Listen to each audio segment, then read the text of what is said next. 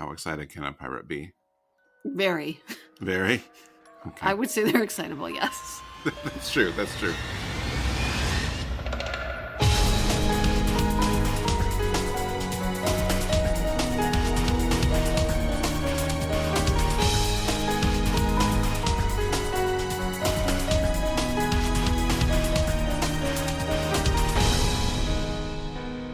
Hello and welcome to episode 158 of Rhythm Encounter, the RPG fan music podcast. I am your host, Mike Salbato, and this is my third attempt at this opening, but I think we got it this time. I am joined today to talk about some new music by, once again, Hilary Andreff. Say hello. I'd be here for some pirate representation once again. Are you going to talk like a pirate for the whole episode, even though we only have one pirate song? No. Oh. I mean, I'd applaud that commitment. So yes, as I mentioned, we're talking about new music. This is something we started earlier this year. Episode 152 focused on new music from the last 3 months of 2024. So our idea is to do this quarterly. So of course today that means we're talking about new music from the first quarter of 2025. So anything released between January and March is eligible for this, which unsurprisingly we had a lot of great contenders. Yay. And we're hoping to eventually kind of expand the crew and have different people talking about new music. Yeah. I mean, I'm thinking, knowing Pat keeps up on new music a lot, so maybe he'll be on a future one of these. Yeah, hopefully he'll join. Yeah. So yeah, we can still talk about what we've been listening to recently, though, if you would like to. Oh. What have I been listening to recently? Can I count the indie motivational playlist at the cafe this morning? You can, yeah. It was Billy. Was that something you were listening to? That was the whole cafe, though. That's true. Okay. That's fine. It was recent. It was literally hours ago. Yep. It was absolutely recent. Okay. I got sucked back into Dave the Diver, so I'd also say the Dave the Diver soundtrack. That's a great soundtrack. Yeah. Okay. My big thing, and I guess by extension, you've been listening to it too the last 2 days. The last week or so has been Crystal Cola. Really cool vaporwave, synthwave, city pop group that Gio talked about in our last episode in visual novels. He didn't bring a song by them because they don't do game soundtracks, but he mentioned them and I just really, really fell into it. So they're pretty cool. I mean, I could absolutely see them doing some visual novel music. Oh, yeah. Yeah. So Dave the Diver and Crystal Cola have been our big recent things. And the indie motivational playlist that the staff at our cafe this morning was very entertained by. Okay, so we are here to talk about some new music. Indeed we are. So we've got an assortment here. Yeah. We had over 30 potentials for this. And that's not really every single thing in our coverage that released the last 3 months. But no. Most of it, at least the big highlights of games or albums. You know, sometimes those don't line up. Like technically Metaphor soundtrack released this year, even though the game released in October. We included it in the last one because the game released. So yeah, but I like that because sometimes the soundtrack release is staggered, so it gives us more than one opportunity sometimes. So if we had missed Metaphor last time, if we hadn't had that great opening thanks to your idea, we would have had Metaphor here. But that's okay. Being able to cut that out actually helped a little bit to narrow down the 6 songs we wanted to talk about. So yeah, let's get into them. We're mostly alternating between us, although we're going to start with one of yours, Hilary, if you want to get back into pirate mode. So what is our first new music pick from this quarter? We'll be listening to Batten Down the Hatches from Flint, Treasure of Oblivion, which is a Winifred Phillips piece. And I am as excited as a pirate can be about it.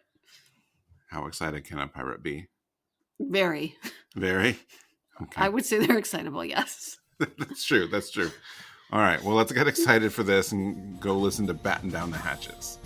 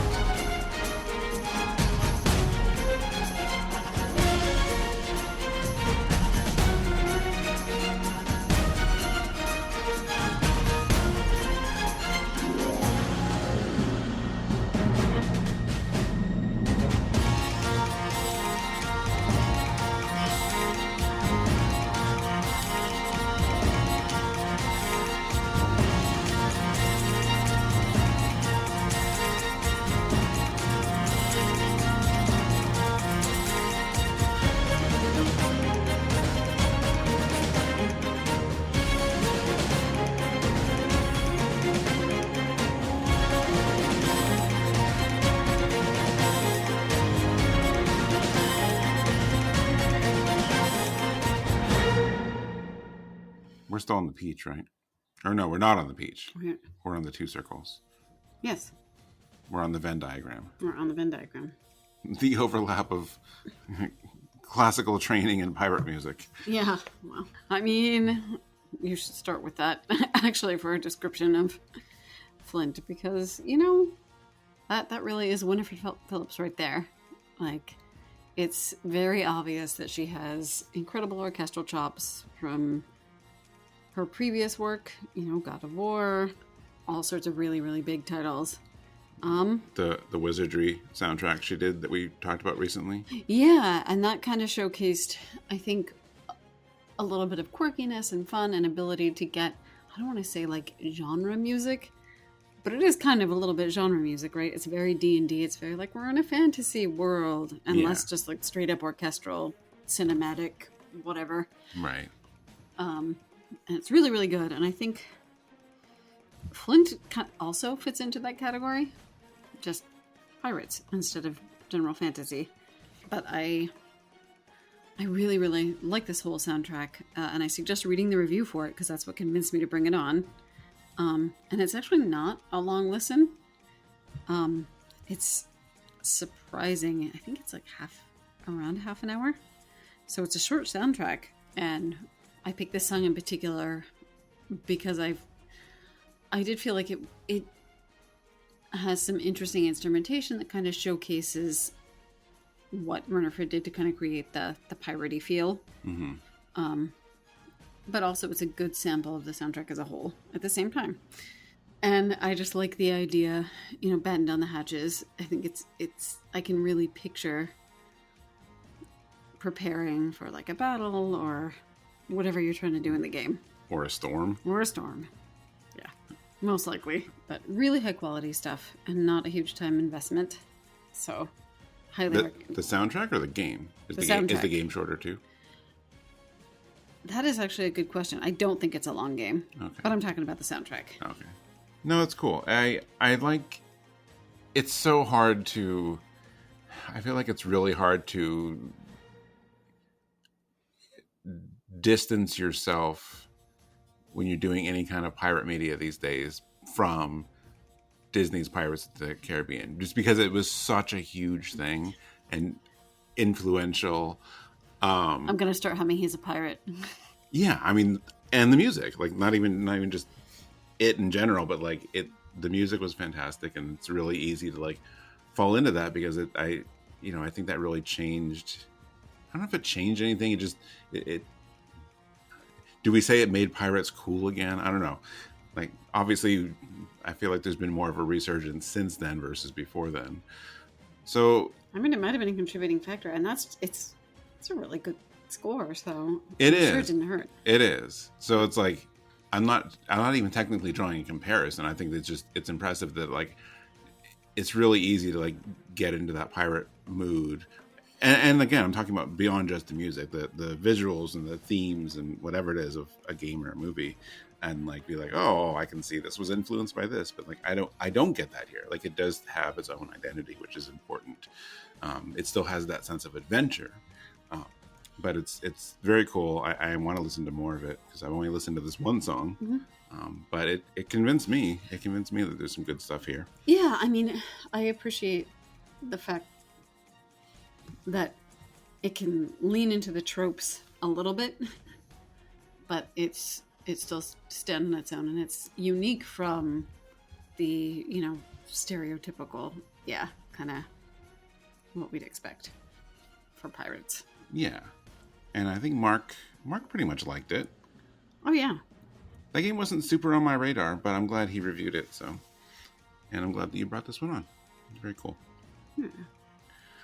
Okay, so our next song is actually from a game that did not come out. It was recently canceled, but composer Lena Raine released a soundtrack anyway, and I'll talk a little bit more about that. But what we're going to be listening to is Child of the Earth from Earthblade Across the Bounds of Fate. The game, of course, would have been called Earthblade. So let's go listen to that.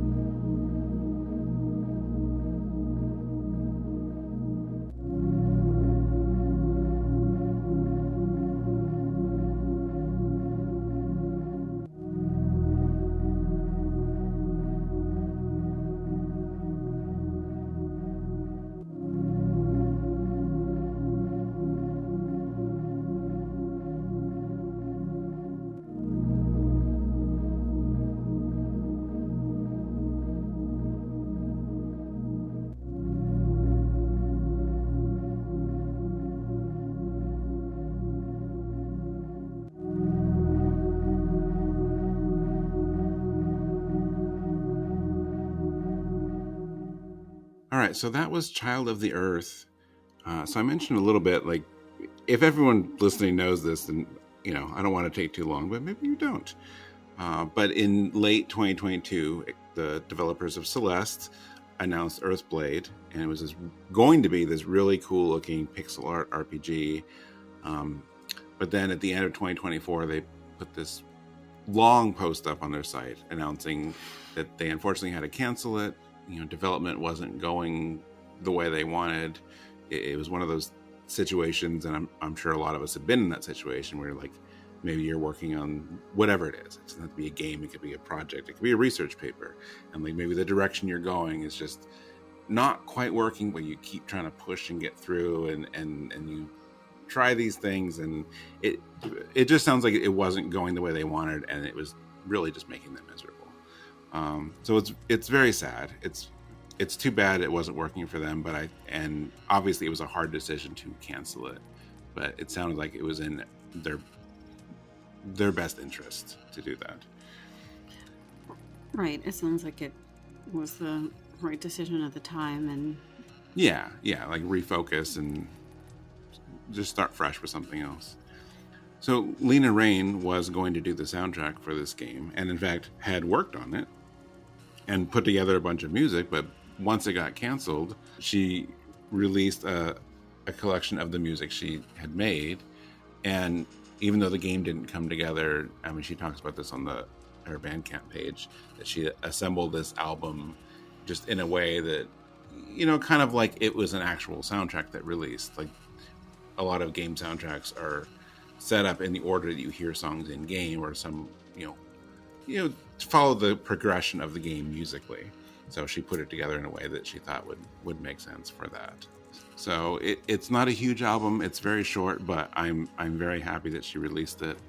It's a little bittersweet, of course, because I think the game was looking fantastic.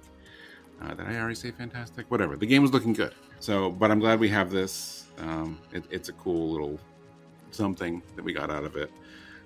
And this song, the album in general has this cool, oh no, I can't say down to earth. That feels too on the nose, huh? But like grounded. It is it's grounded. Like this one especially. It really has this, like underground kind of sense to it, but it's like it's kind of, there's like some ambiance to it and some like synth stuff, and like, is this making any sense? It is. Okay. It's like it's got some nice like bass tones to it, but it's like crunchy and a little bit electronic, but also very chill at the same time. I don't know. It goes some different places, and I really just like the whole vibe of it. It's interesting. I think it uses, like, I know we've talked in previous episodes a little bit about certain musical instruments or certain things that you do to maybe represent like different places or different things. And I think some of the things you're describing, just kind of like the long notes and like some of the low tones and some of the crunchiness, I think definitely jives, at least from what I'm picturing in game soundtracks, with like underground. Yeah, like maybe just like this like big underground cavern with like a lake or something. I don't know. That's kind of the visual I get with this. Well, it's interesting to kind of contrast it with Nobuo Bay. Yeah, another good soundtrack that she did. I remember when we had that one on, I was very, that soundtrack, I feel like you want to listen to a bunch of it, and I don't mean this in a bad way, but it's a little more backgroundy, and I think you get more out of it if you listen to several tracks. Or yeah, I mean, I imagine in context of the game too, all the tracks complement and go together very well, and so do these. But I also think maybe because of how this is a shorter soundtrack than what we would have had, I like that every song on here like has its own identity and feel. Like there is a cohesiveness to it, but each one does have a distinct sound. You can differentiate a little bit more than like Nobuo Bay. Yeah.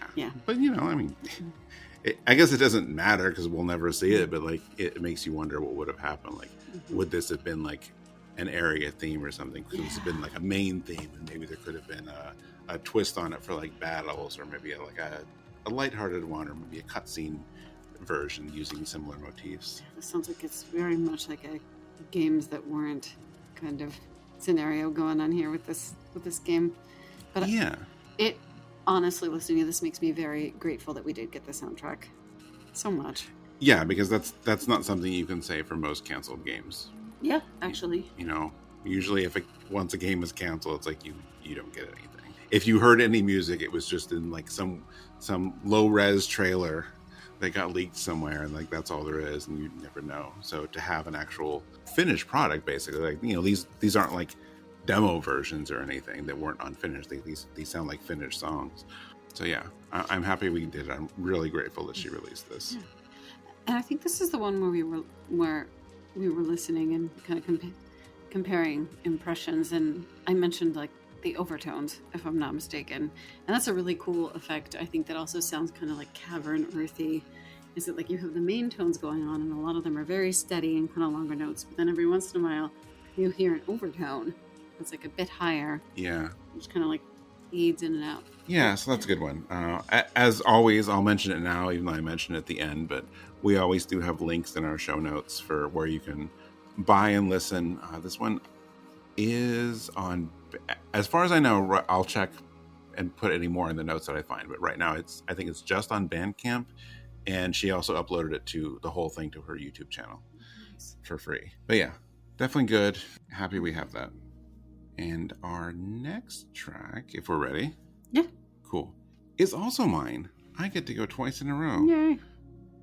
That's not fair. You don't get to go. Oh, no, you get to go twice in a row at the end. Cool. Mm-hmm. All right. Another thing that came out recently, and when I say recently, I mean 11 days before we recorded this, is the Final Fantasy VII Rebirth Acoustic Arrangements album. Square's been doing these, I think this is the third, fourth, fifth, I don't actually know. I know there was a Final Fantasy, a Saga remake, might be the fourth one, but they did one of these for remake, and they did one for Rebirth that just came out, and super good. So what we're going to listen to next is the acoustic version of the main theme of Final Fantasy VII, the Battle Edit, and that's composed by Nobuo Uematsu, and this arrangement is by Takaaki Nakagawa. So let's go check it out.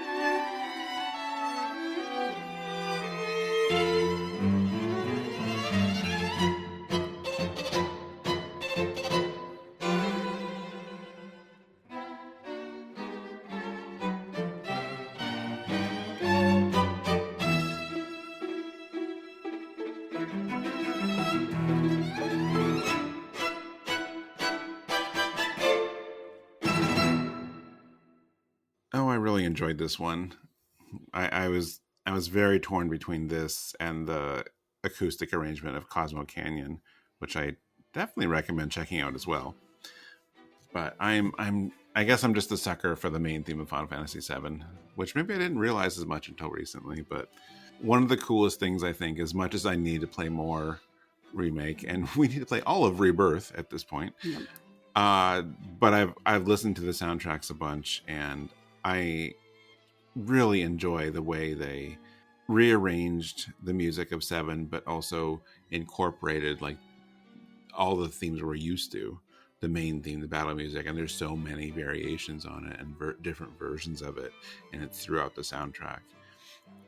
I think when before Remake was out and we knew that it was, there was a lot more music. The first soundtrack was or the Remake soundtrack was 7 discs? Don't quote me on that. It's very, very expensive. It's a lot. And I think some of my concerns early on were like, well, 7 didn't have enough music to fill that much. So what is all this new stuff?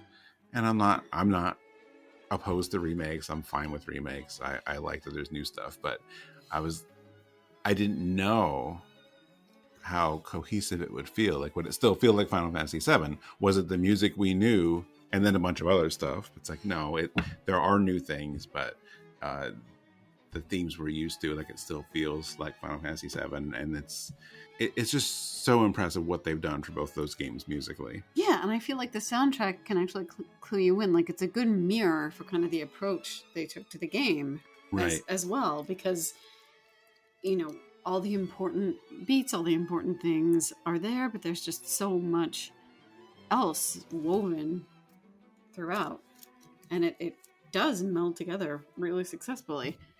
Yeah, and as I learned this morning from this album, it adapts very well to acoustic arrangements on top of that. So here we have the main theme of Final Fantasy VII, which is a really cool, I think it's very safe to say it's an iconic piece of Final Fantasy music at this point.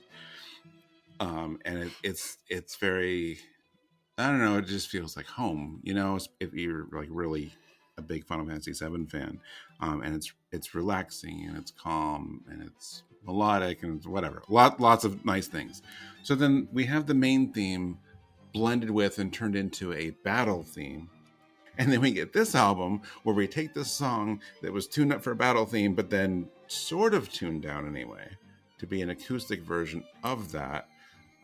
It's a very interesting journey that these themes have been on from between 1997 and 2025. But I'm very excited about it. It's a really cool. I feel like every time I listen to it, I hear a little bit more. I'm like, oh, there's some notes here. Like, I didn't pick up on that. One of those things you want to listen to with headphones, right? So you don't miss anything. Yeah, definitely. Although I think the same could be said of some of the more like ambient stuff that we have on too. That's always better through headphones because it's very directional and kind of immersive.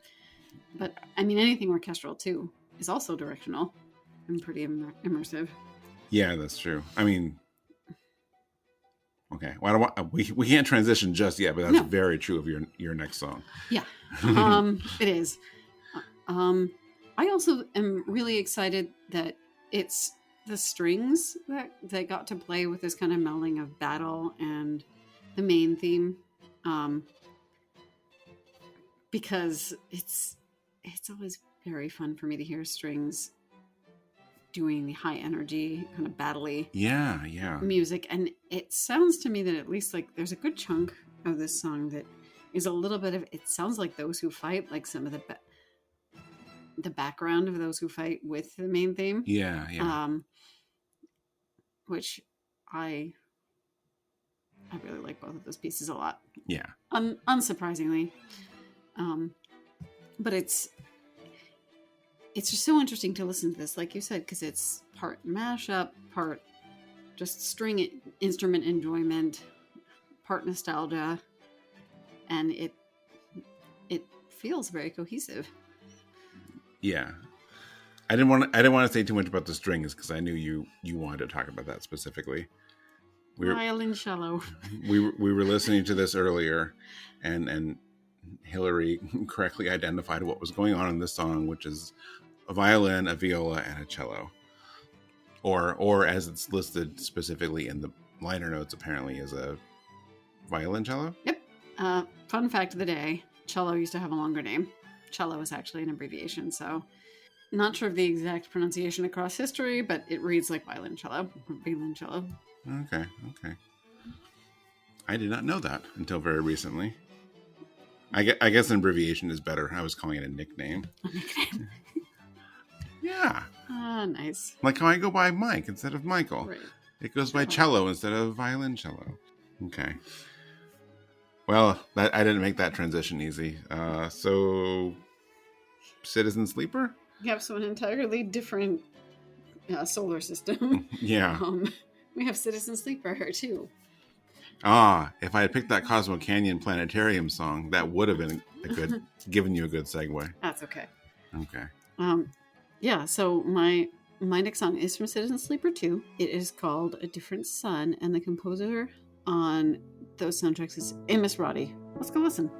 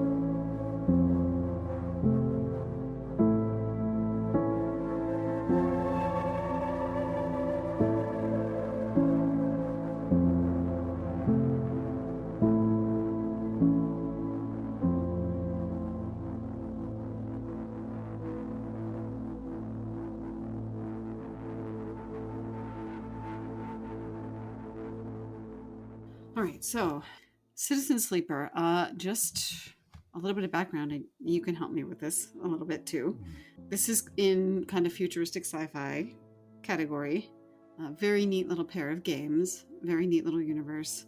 A little bit bittersweet. Like there's a little bit of a sense. I know in the first game, there's a little bit of a sense of like your character being alone and like going through this cycle.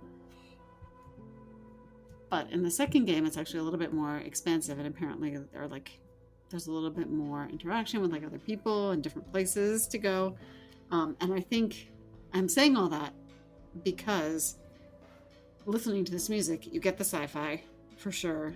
And I think like if I have to compare and contrast the first game's music with this game's music, I think you do get a little bit more of that sense of like expansiveness and maybe like more different locations. Which I think is really neat, and that's part of the reason I chose this particular track, A Different Sun, because I feel like that there's a little bit more variety in the instrumentation. You can kind of feel a little bit of that like expansion, I think, expressed in the music. So I think so too. Yeah, it still has that kind of like vast, spacey feel.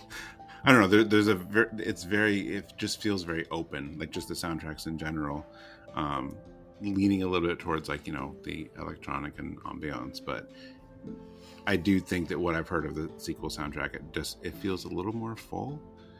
And there's nothing wrong with the first one sounding that way. Actually, it seems like they really fit thematically then, since I have not played them. But I know you proofed this review recently. I did. So and what I'm hearing is kind of consistent with what was in the review. So I mean that's cool. Like I really like that went through or came through in the music too. Yeah, it's a subtle thing, but I really think that's so important. Yeah. Also, I think I always like to say this because I am kind of a fan of that more like ethereal, ambient, kind of spacey music, and so I always like to say I'm looking for songs that still sound complete and still sound full, even if they do have, kind of not very many different instruments, just a few synths and your melody instrument, whatever that happens to be. Like I'm listening for things that still sound full, and I typically, that's when I pay attention. And I think particularly like the first soundtrack, I think accomplished that pretty well too, but I think this one is really good in that respect. And so I think this song also captures that. Sorry, and not repetitious. That's the other thing. Like there's a little bit of a change, a little bit of a shift. I think there's a little bit of a piano solo to kind of break things up too. Yeah. Like when it comes to like more ambient style soundtracks, like I'm not opposed to it. I think it works for some people and some people not. Obviously the last two Zelda games were good examples of that too. Like that is a large portion of the music you hear or don't hear in that game. And I think it works. And if that's what your game calls for, then I'm all for it. I think sometimes if you're listening outside of the game, that stuff doesn't always work, or maybe it's very, very relegated to just background music, so that it can have that kind of vibe but still stand on its own for like listening outside of the game too is impressive. And I think that's definitely the case from everything I've heard from both of these soundtracks. Yeah, and I think what I just described were kind of some of the criteria that I think help these kinds of soundtracks be more successful, like exactly outside of the game context. Yeah, that's true. I wish I had made that point first, and then you could have expanded on it. No, basically you expanding on it before I even set it up. Everyone's like, yeah, we already got it. No, that's okay. But yeah, I'm happy you brought that one. Well, thanks for listening. Yeah. All right, so we went from a mid-budget game to an indie game to one of the highest budget RPGs of recent years to an indie game to another indie game. We have a lot of indie today.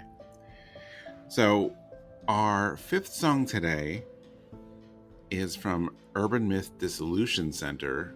I've been a fan of the visuals of this game ever since it got announced. Like, just the vibe and atmosphere they're going for really, really click with me. And it turns out the music is great too. So we're going to go listen to Truth, and that's composed by Ada-P. And again, that's from Urban Myth Dissolution Center, a really cool detective-y visual novel, I think. Yeah. Mystery visual novel. It's supernatural mystery. Supernatural mystery, yeah. Anyway, yeah, let's go listen.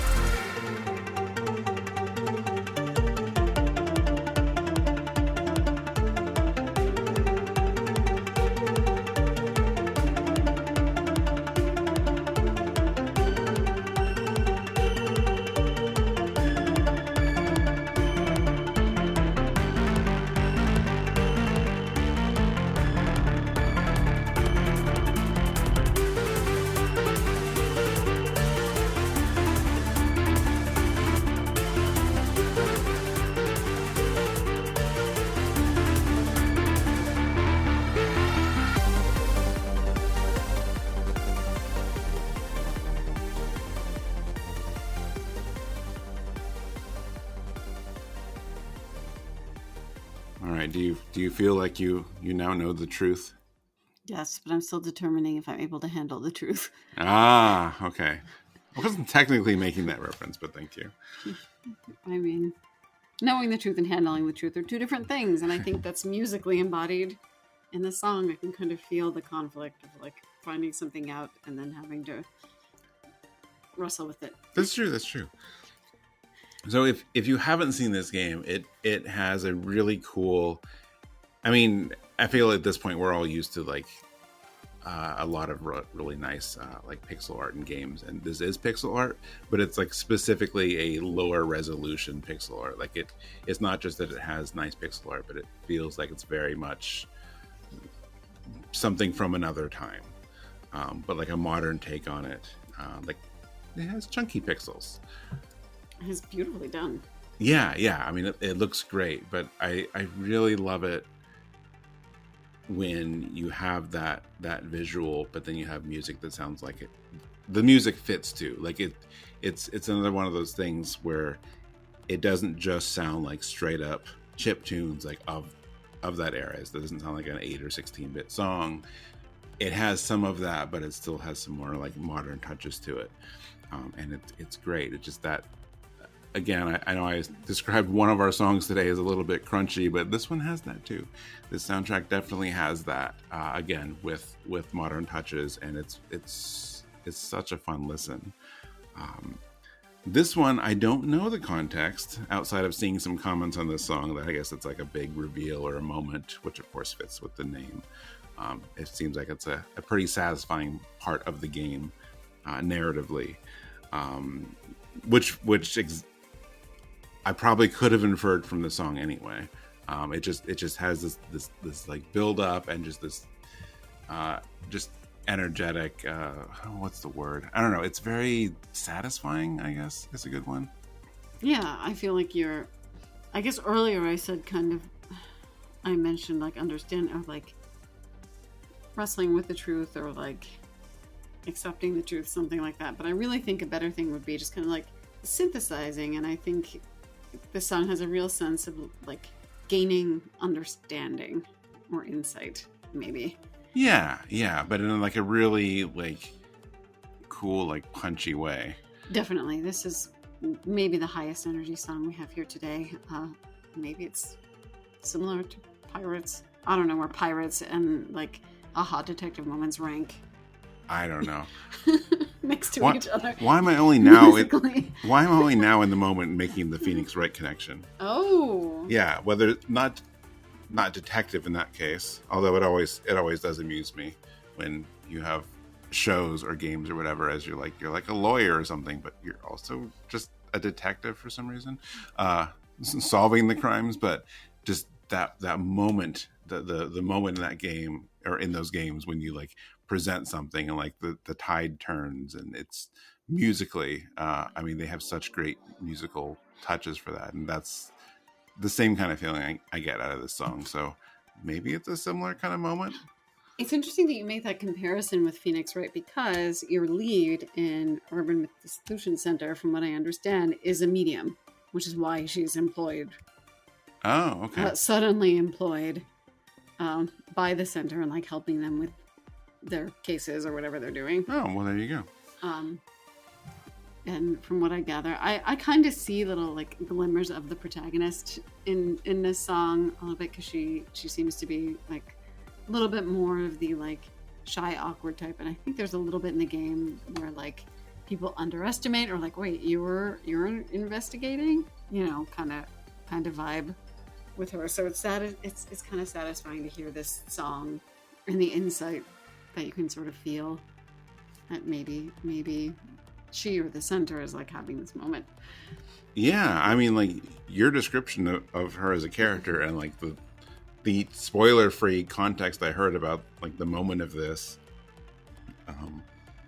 If I didn't already want to play the game, that actually makes me more excited to play it, because like I really am very curious about the context around this now. Nice. So, yeah. Luckily, of all the games that are on my list of things that I want to play, I think this is very much on the shorter side, so I could probably make room for this. Oh, good. Yes. I'm just going to go do that now. Oh, okay. We're done, right? We don't have any more songs? Excuse you. Oh, sorry. We have a very pretty song and a bonus track left. That's true. Would you like to know what the next song is? Yeah, but I really want to go play this game now. Well, too bad. Okay. Because we still have some Ender Magnolia, Bloom in the Mist. Okay, yeah. Music to listen to. And I mean, this is just straight up the main theme. And that's composed by Mili and featuring Cassie Wei. So let's enjoy.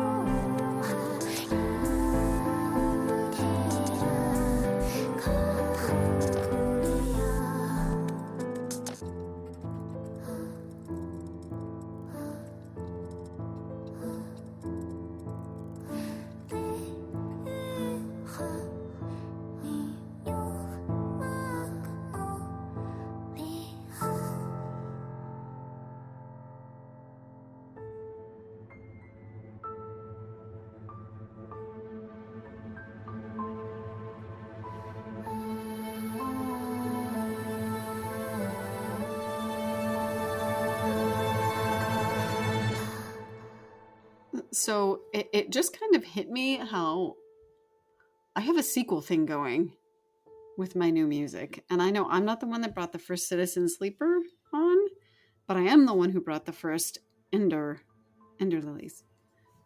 I brought that on a while ago. I think it was like part of my music of the year before. Oh, okay. Yeah. Harmonious was the track, which is a really cool little song.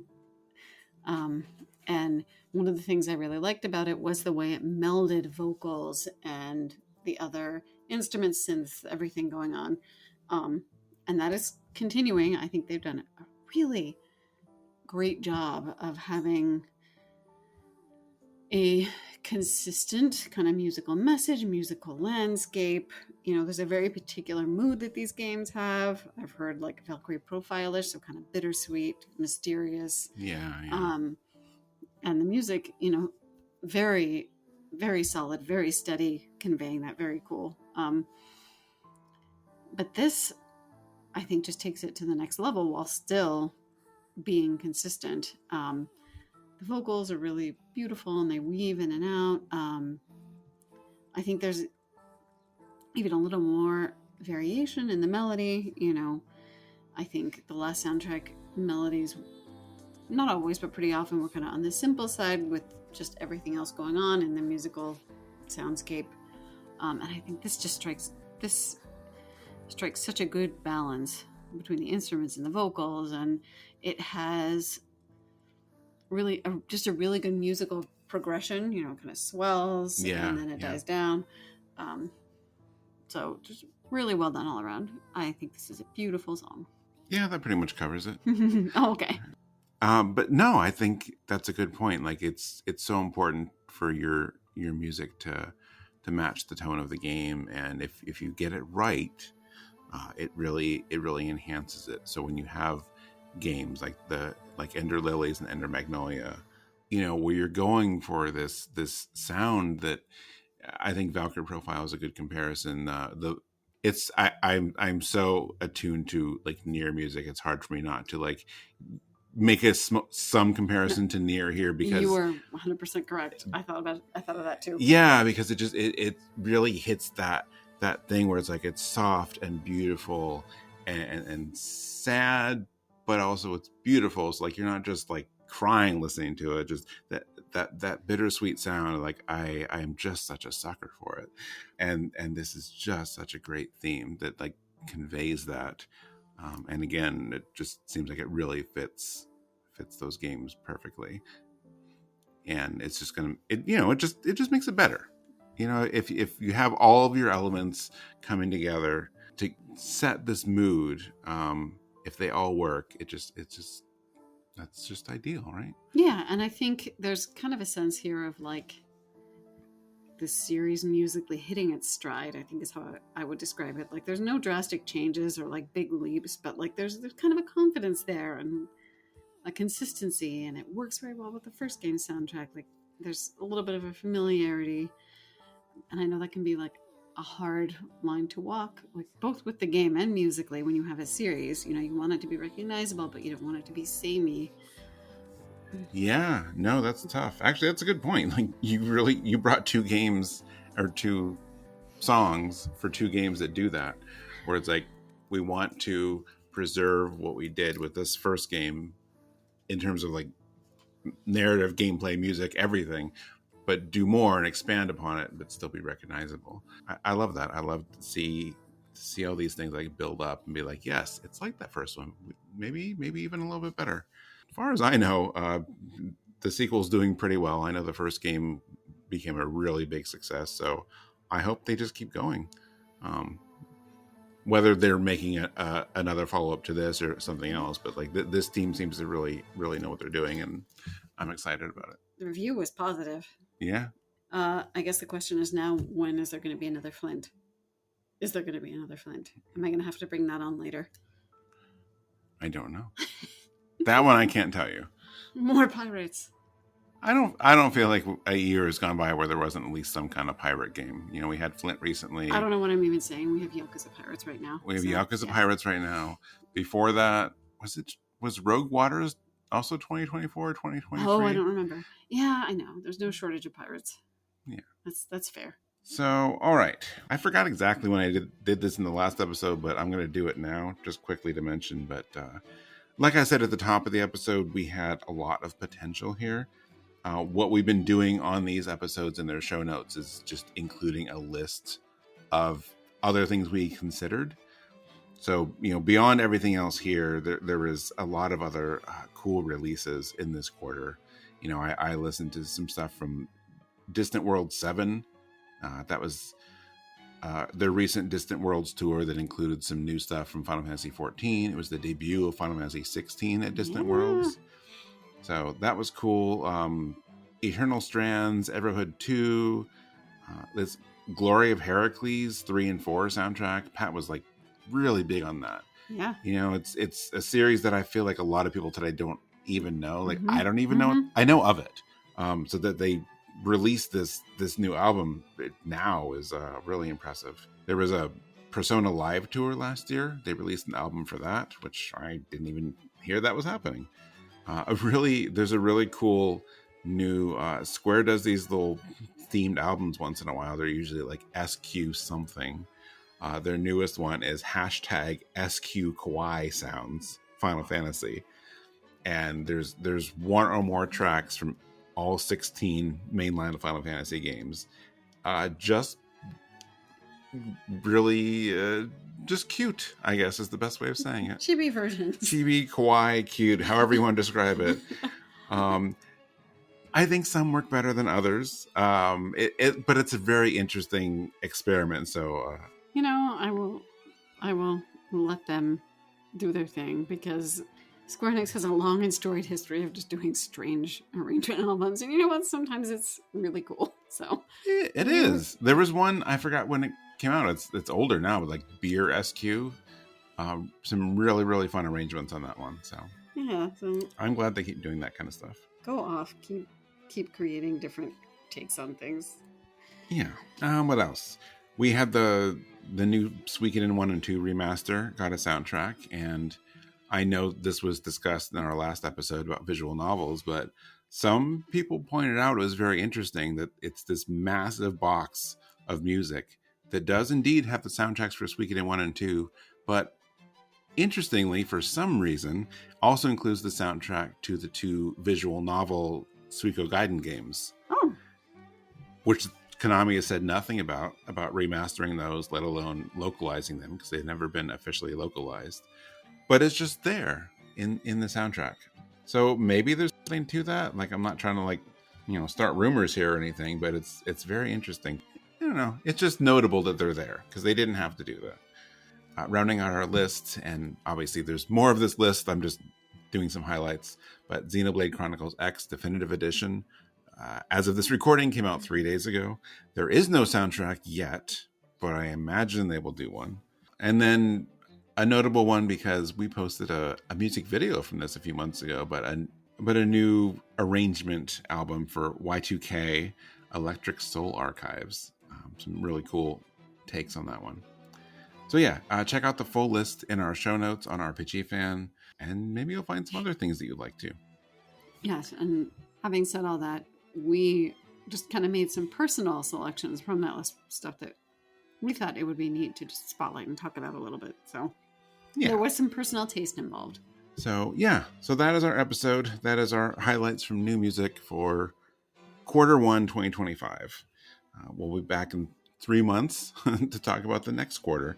I don't actually know what's going to be in that episode, so I'm excited. Except it's pretty much a guarantee that Claire Obscure is going to be on that episode. Oh, hell yeah. I already got away with featuring some of that music because some of it's already released. But just great things from the preview, great things from the music that's been released.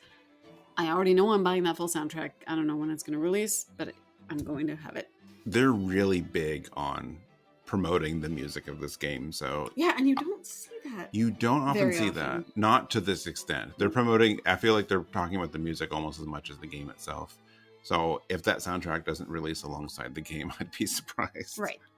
But anyway, that is in a few months. We're not there yet. Let's talk about some stuff coming up in between now and then. First of all, on this episode, we have many debuts on this episode of Rhythm Encounter, which I guess is not terribly surprising, given that we're talking about new music. But 5 of our 6 songs today were from games that had never been on the show. Outside of Final Fantasy VII Rebirth, all of these were debuts on Rhythm Encounter. So coming up next, we're actually doing 2 sequel episodes on Rhythm Encounter the next 2 and 4 weeks. So 2 weeks from now and 2 weeks after that. Episode 71 of the show, we did title screen or main menu themes, and we're going to revisit that topic. It was really fun. I actually wasn't on the last one, weirdly enough, so I'm looking forward to hosting this one. Yeah. So we're doing title screen or main menu music 2, and an even bigger throwback. After that, we are revisiting forest themes in RPGs. That's something we last did in episode 37. I think that was in 2016 or something. Been a very long time. So I'm excited about that. So look for title screen and forest themes in the next 2 episodes.